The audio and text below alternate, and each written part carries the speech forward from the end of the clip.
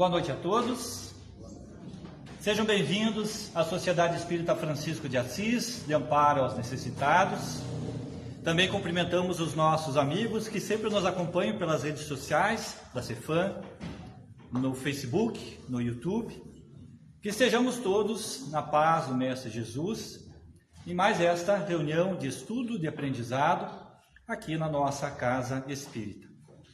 Vamos fazer a nossa prece, como sempre, elevando os nossos pensamentos a Deus, nosso Pai, a Jesus, o nosso Divino Mestre e amigo de todas as horas, rogando aos benfeitores espirituais que possam nos intuir, nos permitir a compreensão e o alcance do tema que será abordado nessa noite, da mesma forma em que pedimos as bênçãos da espiritualidade, em atendimento às nossas necessidades físicas, às nossas dores morais, dentro daquilo que realmente necessitamos e do que é possível ser realizado pela espiritualidade. Pedimos a Jesus que guie nossos pensamentos, nossos sentimentos e que possamos encontrar aqui nesta casa, nessa noite, ou aonde estivermos recebendo essa mensagem, a paz, a luz e as bênçãos da espiritualidade da maneira que nós tanto desejamos. Que assim seja. Como nós sempre gostamos de comentar, os temas que são abordados aqui nas nossas reuniões, nas nossas palestras públicas, são previamente selecionados pelo Departamento Doutrinário aqui da Cefam. Então, para essa semana, nós demos uma pequena pausa no estudo contínuo do Evangelho segundo o Espiritismo, e o nosso tema é Lar, um lugar para crescer. Refletir sobre o lar é algo que se torna, nos tempos atuais, bastante importante, bastante reflexivo, uma vez que, a meu ver, e acredito que a opinião de muitos, o tema do lar, a convivência entre família, entre esta parentela corporal, e que muitas vezes guardam relações conflituosas, apresenta para nós um grande desafio nesta nossa busca pela reforma íntima.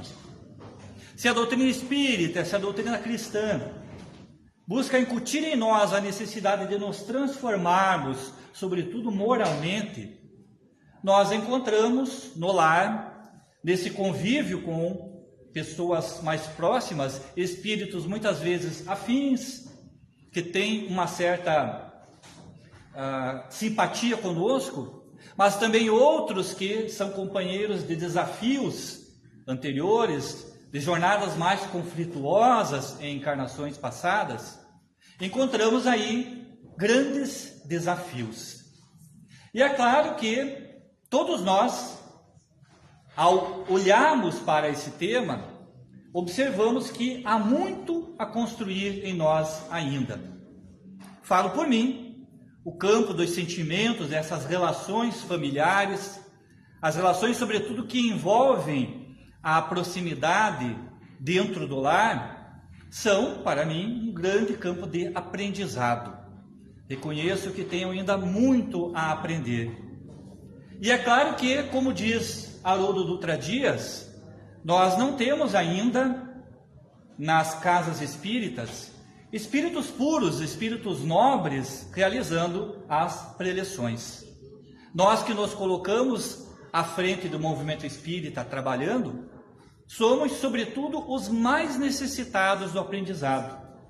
E por isso nos dedicamos, nos debruçamos ao estudo da doutrina, para, ao transmitirmos com o uso da nossa voz a mensagem trazida pelos Espíritos, sermos os primeiros a absorvermos essa mensagem, a fim de que, se não nessa existência, em existências próximas, estejamos cumprindo aquilo que Jesus nos traçou, aquilo que a espiritualidade traz para nós. E é bom que se diga, porque senão pode parecer até um pouco hipócrita de nossa parte admitir que os comportamentos sugeridos pela espiritualidade para que tenhamos uma felicidade dentro do lar sejam comportamentos os quais nós já nos sentimos completamente prontos a realizar. Muito ao contrário. Temos todos nós grandes dificuldades de realização.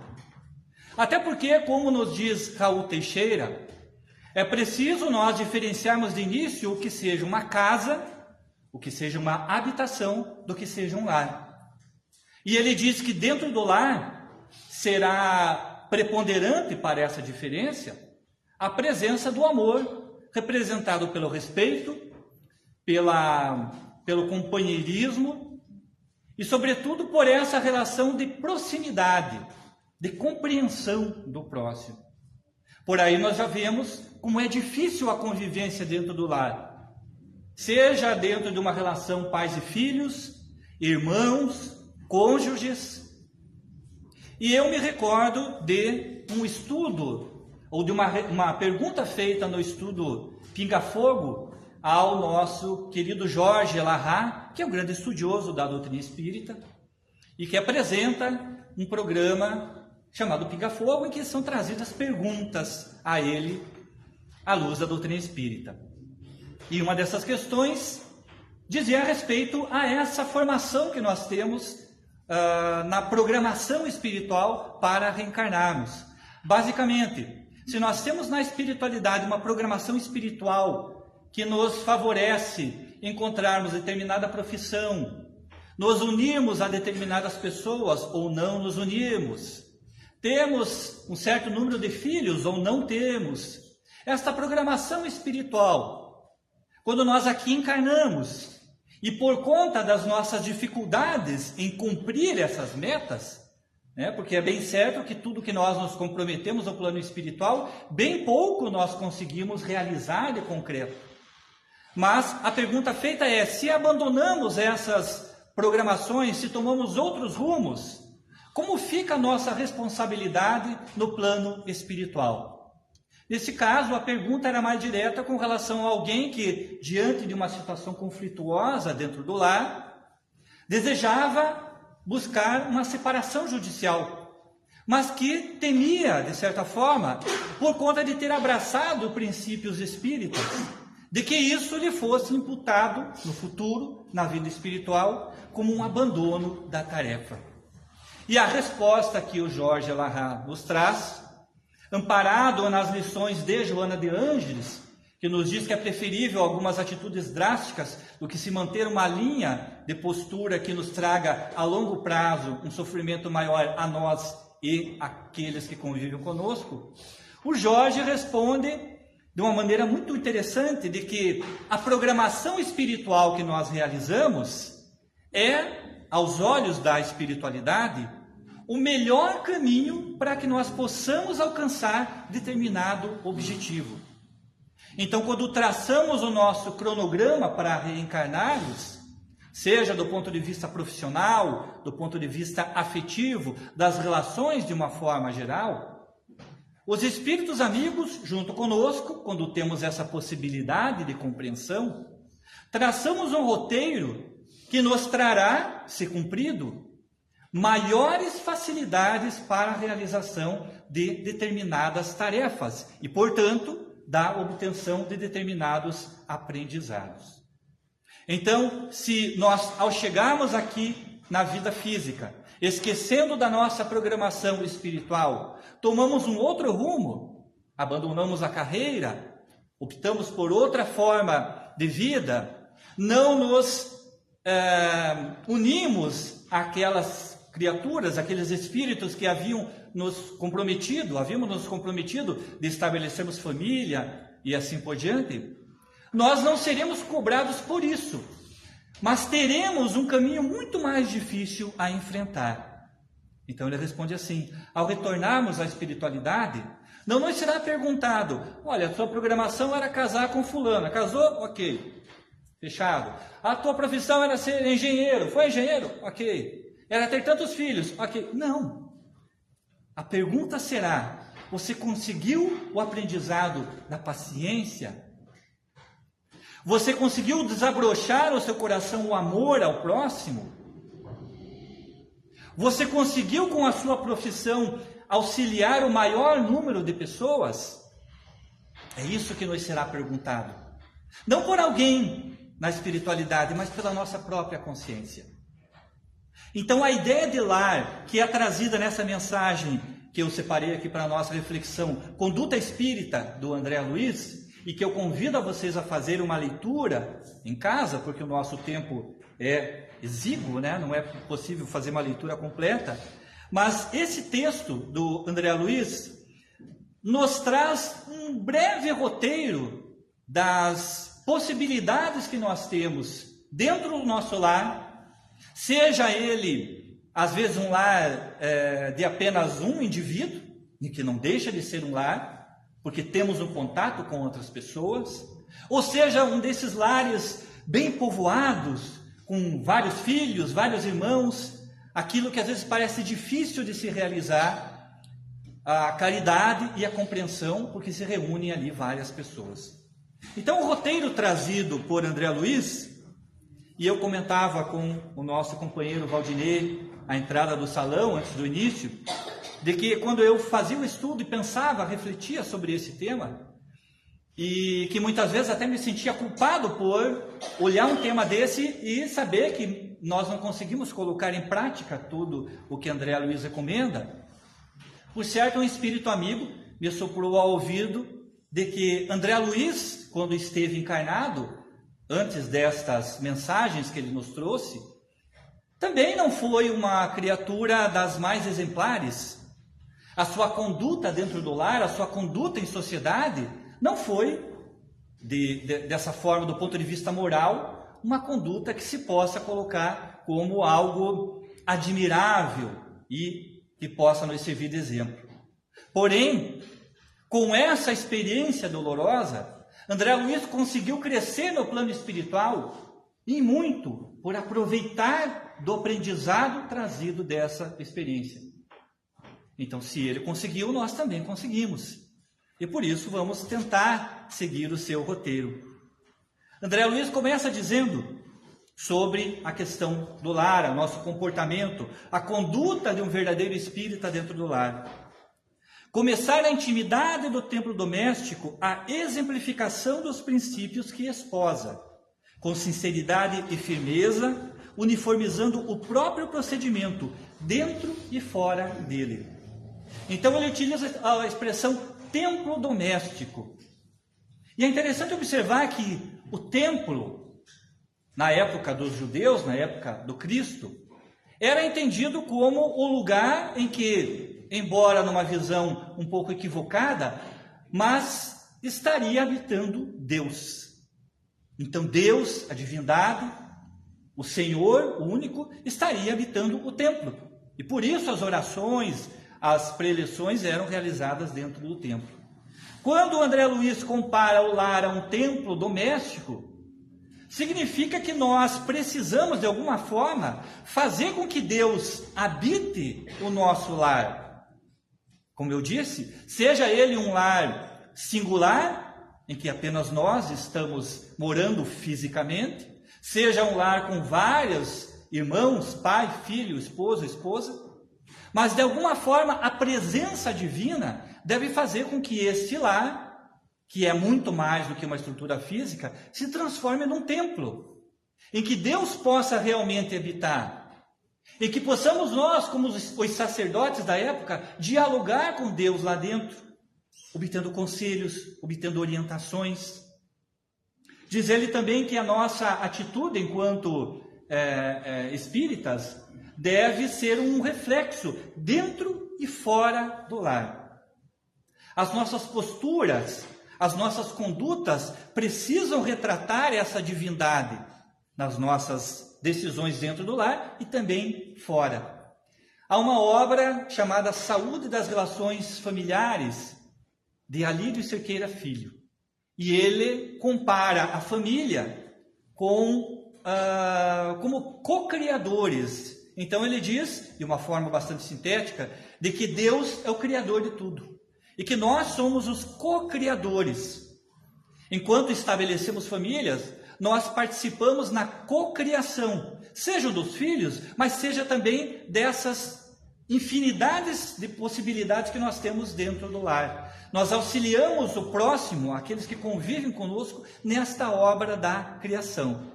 E ele coloca que no tocante ao exemplo que damos aos nossos filhos, há posições muito distintas, em que geralmente, mas não é regra, são distribuídas entre o pai e a mãe, entre aqueles que demonstram as atitudes aos filhos. Então, dentro desta relação, é preciso que se mostre aos filhos a necessidade de nos conectarmos com a espiritualidade, termos em Deus a nossa fonte maior, mas também de exemplificarmos aos filhos a nossa conduta dentro e fora do lar, como diz André Luiz. Então, se eu falo em honestidade, eu preciso demonstrar a honestidade dentro do lar e também nas relações externas, exemplificando. Se eu falo em responsabilidade, tenho que ter responsabilidade dentro do lar e também fora. Aqueles que temos filhos, sabemos muito bem que o nosso exemplo fala muito mais alto do que as nossas lições verbais. Então, aquela maneira com que nós nos comportamos em relação à vida é a maneira com que os nossos filhos aprenderão a se comportar daí para frente. Manter esse ambiente bastante harmônico também é algo necessário. Quais os comentários que nós fazemos dentro do nosso lar? Qual é o tipo de material que nós consumimos em termos de aprendizado, em termos de entretenimento? Quais os comentários que nós fazemos dentro do nosso lar? Tem uma história no livro Bem-aventurados os Simples, e conta de um cidadão que chegou em casa e no horário de almoço reuniu a família e ele começou a contar sobre um incêndio que ele ouvira falar em algum lugar mais distante. E ele gesticulava e falava, descrevia detalhes e falava sobre o drama das pessoas e todo aquele sofrimento, etc, etc. E todo mundo olhando. Ele vai para o trabalho e no meio da tarde ele é chamado porque na sua casa estava ocorrendo um incêndio muito similar a tudo aquilo que ele havia narrado. Então nós esquecemos que as nossas palavras, como se diz comumente por aí, têm poder. Se nós queremos esse templo doméstico habitado por essa divindade, a presença divina, nós precisamos cuidar qual é o tipo de informação, qual é o tipo de diálogo que nós estabelecemos dentro do lar. Prossegue o André Luiz. Calar todo impulso de cólera ou violência, amoldando-se ao Evangelho de modo a estabelecer a harmonia em si mesmo perante os outros. Achei muito interessante essa observação do André Luiz, de que a harmonia, ela começa em nós. Como nos diz o Divaldo, se nós queremos a paz no mundo, ela tem que começar em nós. Eu estou em paz e eu posso morar sozinho e dizer, não, eu estou bem, eu estou tranquilo. E quando eu me relaciono com as outras pessoas, com o meu vizinho de porta, com aquelas pessoas do trabalho, o que nós geralmente fazemos é nos refugiarmos do lar para aí extravasarmos os nossos comportamentos mais equivocados, mais agressivos. Esses comportamentos que denotam ainda a nossa inferioridade moral, a nossa animalidade ainda muito presente nas nossas posturas. Então, para que tenhamos no ambiente externo um equilíbrio, uma tranquilidade, é preciso que esse equilíbrio e tranquilidade existam dentro de nós, no templo do coração, para aí se transportar a esse templo doméstico, ao templo do trabalho, ao templo da nossa sociedade e assim por diante, até que o nosso planeta se transforme nesse templo habitável pela divindade que tanto desejamos. Proporcionar às crianças os fundamentos de uma educação sólida e bem orientada. E aqui eu achei interessante um comentário que ele diz: sem infundir-lhes medos ou fantasias, né? Então aquelas histórias de que não pode fazer isso porque senão o monstro pega, o bicho, o papão, etc. Essas circunstâncias, diz o André Luiz, acabam por fazer com que o lar, com que esse ambiente doméstico se torne um ambiente de medo. Então, a criança, ela não vai respeitar porque acha necessário respeitar, porque aprendeu o respeito, por medo. A partir do momento que não tiver medo, ele não fará mais aquilo que não se sinta obrigado. E André Luiz ainda diz assim: começando por dar-lhes nomes simples e naturais, evitando a pompa de nomes famosos, suscetíveis de lhes criar embaraços no futuro. O lar é a escola primeira. Achei bastante interessante, né? Já é uma obra antiga, mas fala de que muitas vezes, por conta de vaidades, por conta de um certo exibicionismo, né? Sem nenhum direcionamento desse comentário, é André Luiz que está falando, o fato é que muitas vezes se colocam nomes nos filhos e que mais tarde vão trazer um certo descontentamento. Porque o nome causa certa vergonha, certa exposição ao ridículo, mas os pais escolheram porque naquele momento era algo que lhes era interessante. Vejamos que é algo bastante simples, algo bastante prático, mas que, como nos diz André Luiz, acaba por desestruturar essa condição do lar, porque cria entre nós e os nossos filhos um certo embate, uma certa preocupação com relação ao futuro. Sempre que possível, converter o santuário familiar em dispensário de socorro aos menos felizes. A necessidade de nós utilizarmos aquilo que talvez seja o nosso supérfluo em favor dos outros. E agora é uma época tão interessante, né, em que começa a ficar um pouco mais frio e que a gente tem a possibilidade de auxiliar o próximo desta forma da caridade material. A caridade moral ela está sempre presente, mas a caridade material nos permite que nesse momento nós nos sintamos até mais leves, né? É uma conduta que eu ouvi como exemplo há algum tempo e tento utilizar na minha vida pessoal. Se eu vou adquirir uma camisa nova, eu me sinto na obrigação de doar uma camisa que eu tenho. Então, você estabelece o número de cabides, e é aquele número de cabides. Se você vai colocar algo novo, você precisa tirar algo de lá. E não porque está velho, não porque não serve para mais nada, porque está rasgado, porque você optou por colocar algo novo. O que nós fazemos na maioria das vezes é acumulando. Então vai comprando, um dia você quer doar tudo e acaba não doando nada. E ele diz que essa é uma forma de nós até higienizarmos o nosso lar. Então estabeleça um número de calças, de camisas, de bolsas, de sapatos que você sente necessidade. E não se culpe por adquirir algo novo, mas com o compromisso de que algo do que está lá tem que ceder lugar. É interessante. Talvez a gente acabe com a necessidade de ampliarmos cada vez mais os nossos armários e transformá-los em closets e por aí afora. Nessa linha de pensamento, André Luiz vai dizer ainda: evitar o luxo supérfluo nos aposentos, objetos e costumes, imprimindo em tudo características de naturalidade, desde os hábitos mais singelos até os pormenores arquitetônicos da própria morada. Não há verdadeiro clima espírita cristão sem a presença da simplicidade conosco. Ah, mas eu gosto de um pouco de luxo. Ok, um pouco. Ele fala dos excessos, do supérfluo. O problema é que, diante da nossa dificuldade de controle, mesmo quando se trata de harmonizar o lar, nós acabamos exagerando. Então, exageramos na forma da decoração, exageramos nos móveis e acaba, por vezes, trazendo para nós uma dívida muito maior do que nós estávamos dispostos a adquirir para ter uma harmonia no lar. Não se trata aqui de abandonar qualquer espécie de adorno, de um objeto de contemplação, não é essa a ideia. Se você pode transformar o seu lar, afinal de contas, se é um templo, tem que ser um lugar harmônico, feliz, agradável aos olhos.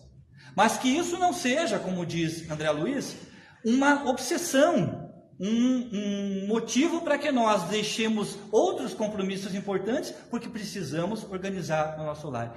E a bem da verdade, na maioria das vezes nós somos envolvidos por sugestões de revistas, de programas televisivos e até mesmo por inveja daqueles que convivem conosco. Então eu acho que preciso disso, eu acho que preciso daquilo, eu acho que minha casa precisa de como que se chama? Um conceito aberto, minha casa precisa ter um closet, minha casa precisa ter uma banheira, porque eu vi que a banheira é interessante. Eu não tenho nem coragem de entrar numa banheira, mas eu preciso de uma banheira. E aí nós passamos a viver numa situação, como diz André Luiz, de apenas transformar esse que era para ser um lar numa casa, materialmente bonita, mas espiritualmente muito triste e muito infeliz. É preferível que tenhamos algo com que nós possamos nos dedicar e nos equilibrar dentro dessa condição emocional, do que termos uma infinidade de bens materiais que por vezes nós nem sequer chegamos a aproveitar. Complementando ainda nos minutos que nos restam, no livro Sinal Verde, também do André Luiz, e quando ele trata em 4 capítulos, os 5, 6, os 7 e o 9, se não me falha a memória, sobre as questões da família, as questões do relacionamento, ele traz em cada uma dessas mensagens alguns conselhos, também úteis para estabelecer essa harmonia do lar. Então ele inicia com relação ao respeito aos pais. Veja, estamos falando de lar. E o que acontece é que na maioria das vezes, diz André Luiz, quando nós saímos da casa dos pais, seja para morarmos sozinhos, seja para estabelecermos uma outra família, nós acabamos por esquecer da dedicação que os pais merecem de nossa parte. Então, pode permanecer até um respeito, mas há um certo abandono da emoção, há um certo abandono das necessidades e talvez na fase que eles mais precisem de nós. Nas fases que eles mais precisem, porque vão se tornando, tal qual crianças, necessitados de amparo, de apoio, de companheirismo, de compreensão. Diz também André Luiz, compreender os ideais do companheiro. Nós temos hoje nas famílias mais modernas, quando se estabelece essa ideia de lar, muitos casais que têm uma convivência efetiva e que não coabitam, não estão no mesmo teto. E às vezes é por uma conveniência, por uma necessidade, por um interesse próprio, mas às vezes é porque não, morar junto não dá certo. Então cada um fica num canto. Essa convivência parece que não forma aquilo que André Luiz vai falar de lar. Que embora possa estar em habitações diferentes, mas há uma conjunção de ideias. E ele vai estabelecer como compreensão dos ideais do companheiro. Então eu não convivo com o outro porque não, os horários deles, os compromissos, o que ele faz, não dá certo. Então fica cada um num canto e a gente só aproveita a hora que está junto, que está tudo bem. Será que isso realmente é algo que é interessante ou porque eu não consigo conviver com a diferença do outro? É algo a se pensar. Algo que ele coloca aqui também bastante interessante e que pouco se comenta, a importância, não despreze a importância das relações sexuais. Se coloca, às vezes, um tabu dentro desses temas e se esquece que, dentro dessa materialidade, destaca André Luiz, a cumplicidade que deve existir no lar envolve também as questões da afetividade e a energia sexual em nós, nessa condição evolutiva, ainda é muito intensa e muito desequilibrada se nós não soubermos aproveitá-la.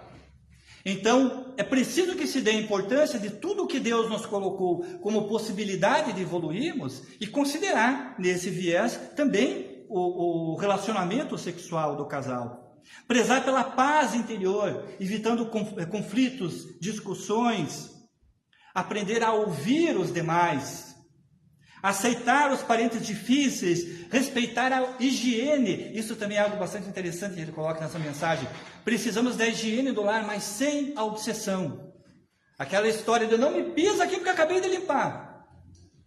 Tá, mas eu vou fazer o quê? Eu vou entrar voando? Mas acabei de limpar, já estão sujando, mas é natural. Então, precisa ter um cuidado? Sim. Ele destaca também a colaboração de todos que estão em casa. Não são só os pais a trabalhar, não é só a esposa a trabalhar ou só o marido, precisa do envolvimento. Então a limpeza, a higiene, mas sem cuidado obsessivo. Ah não, aqui eu já limpei, aqui ninguém entra. E aí fica aquele local preservado, né? Aquela sala que ninguém senta, aquele sofá impecável, o tapete milimetricamente arrumado e a família encolhida no outro canto, porque ali está limpo. E o convívio? E se Deus estiver naquele ambiente, eu quero a família unida aqui. Não, aqui está limpo, Deus. Se quiser, vai lá que está todo mundo na cozinha. Vejam que são comportamentos simples, básicos, E por isso eu disse que a gente precisa aprender o que é realmente um lar. E que esse divino, ele se mostra nas coisas mais simples, nas questões mais simples. Para finalizar, a frase de Emmanuel: todos anelamos a paz no mundo. No entanto, é imperioso não esquecer que a paz do mundo parte de nós.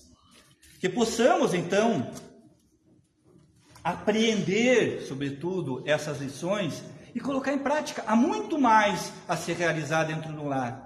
Mas o primeiro passo é que nós vejamos a nossa casa, seja ela, como eu disse, uma habitação coletiva com vários componentes, seja um lar individual, mas que possa realmente abrigar essa espiritualidade dentro dos nossos lares. Há um ponto aqui, só para comentar finalmente, André Luiz destaca a necessidade do evangelho no lar, e que às vezes algumas pessoas dizem: eu estou sozinho, eu moro sozinho e faço o evangelho no lar, com frequência, já há muito tempo. E acreditem, a gente não se sente sozinho. É a hora que a gente se sente muito mais amparado pelos amigos espirituais que nos visitam nesse momento. Porque nós abrimos as portas para que o Cristo venha habitar conosco nesse lar. E que assim seja para todos nós. Obrigado pela atenção de vocês. Vamos fazer a nossa prece antes de passarmos aos passes. Agradecendo pela oportunidade que tivemos essa noite de refletir sobre o lar, sobre as nossas dificuldades, sobre os nossos objetivos. Agradecer por estarmos aqui reunidos, por termos recebido a lição do Evangelho, termos recebido as bênçãos da espiritualidade, que certamente foram derramadas sobre todos nós, tocando os nossos corações, os nossos pensamentos.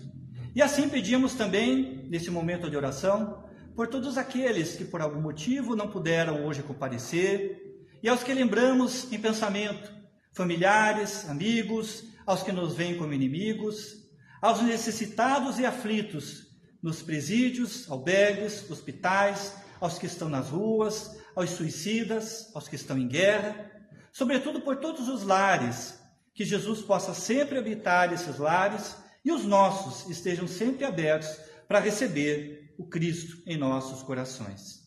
Pai nosso que estais no céu, santificado seja o vosso nome. Venha a nós o vosso reino, seja feita a vossa vontade, assim na terra como em todo o universo. O pão nosso de cada dia dai-nos hoje. Perdoai as nossas dívidas, na medida em que nós perdoamos nossos devedores. Não deixa-nos cair nas tentações, mas livra-nos de todo e de qualquer mal. Que assim seja. Mais uma vez, obrigado pela atenção de vocês.